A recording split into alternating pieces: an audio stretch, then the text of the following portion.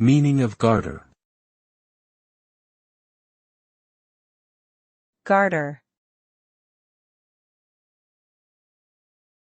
Garter. Garter. Garter.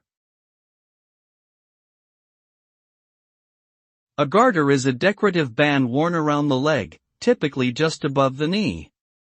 Historically, it was used to hold up stockings, but in modern times it serves mainly as a fashion accessory or symbol of femininity. Garters come in a variety of styles and materials, with many featuring lace, ribbon, or bows. Some garters are also used in wedding ceremonies, where the bride traditionally wears a white garter as a symbol of her purity. Overall, the garter is a small but significant piece of fashion history that continues to be appreciated for its beauty and symbolism.